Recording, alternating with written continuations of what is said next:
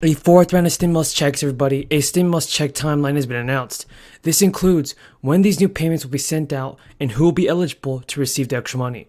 Millions of Americans are able to receive and get the one-time relief check. I have some awesome news, everybody, to share.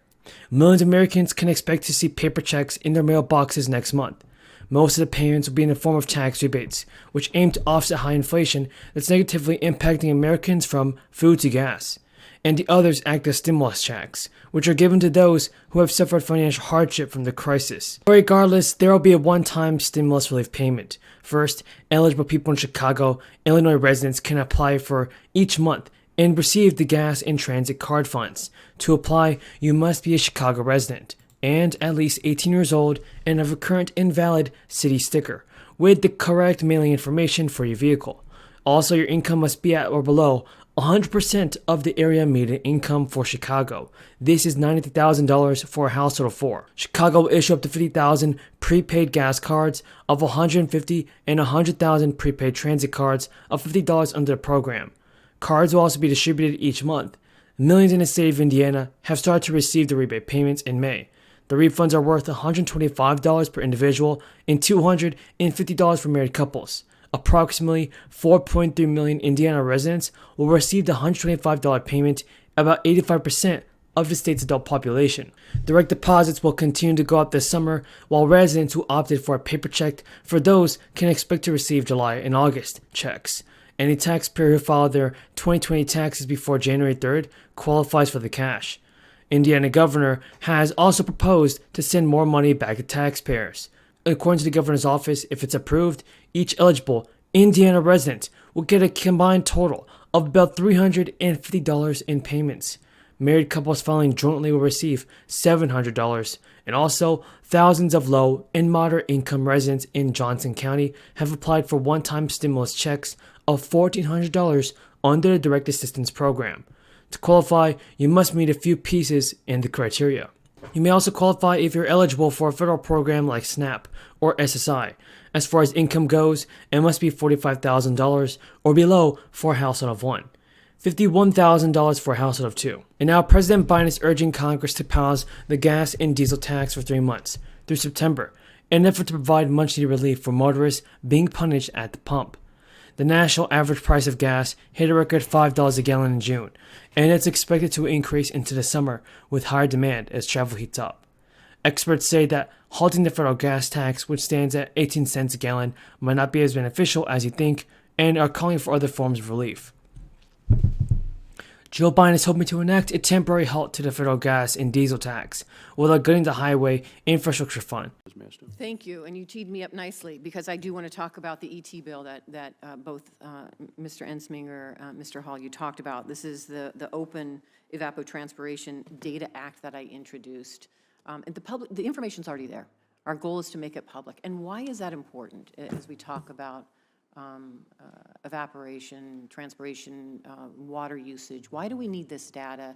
So, Mr. Hall, I'm going to ask you first, and then Mr. Ensminger, if you would follow up. Thank you, Senator. My vision of the future of the West includes a resilient agricultural community.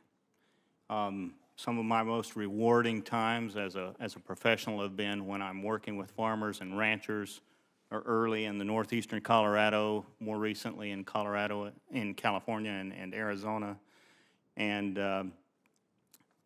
if we want that irrigated agriculture future to be resilient, we're going to have to manage that water more closely. And to do that, we need good information on how much water is being used by the crops, how much water is infiltrating into the ground to recharge our groundwater and later recharge streams and rivers. And information on the evapotranspiration of the consumptive use is a key part of better understanding that water balance.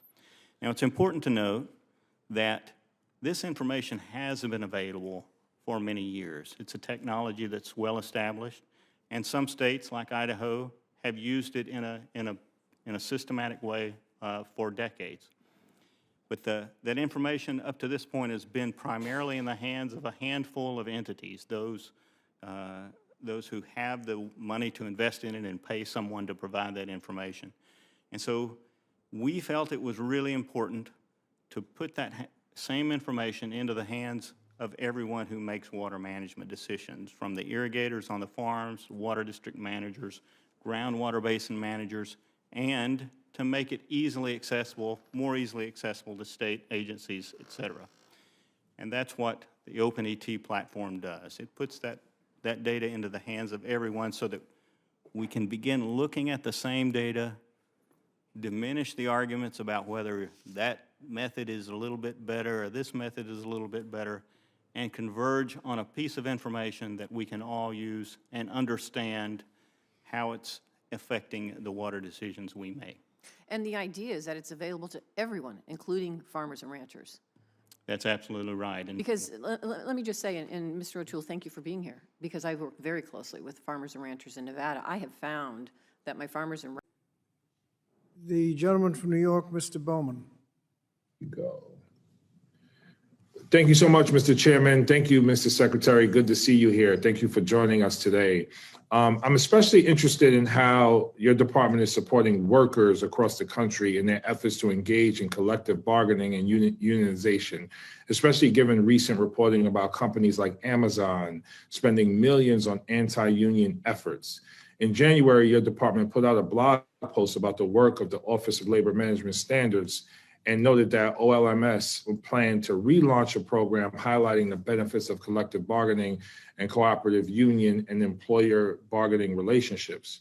So number one, can you provide an update on this effort and discuss why such a program is so important right now, especially in light of continued reporting on union busting by large employers like Amazon? And two, what are some of the challenges this program faces and what additional resources Congress can provide to support this vital work? And I got two other questions I'm going to try and get to, so try to be concise. I'll be really fast. First and foremost, you know, the president, myself, support collective bargaining. We support workers' right to organize. There's been no secret about that. I've said that a couple times here today, and I think that, you know, we've got in this. The president filed the PRO Act that passed the House. That's over in the Senate now, and the president's encouraging the Senate to pass the PRO Act.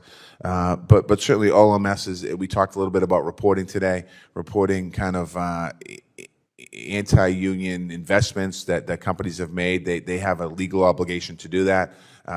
We don't have a lot of enforcement when it comes to making sure that those get filed.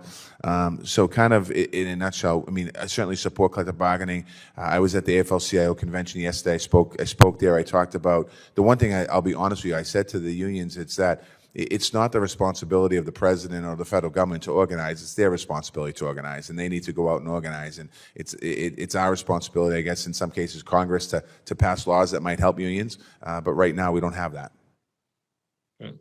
Thank you.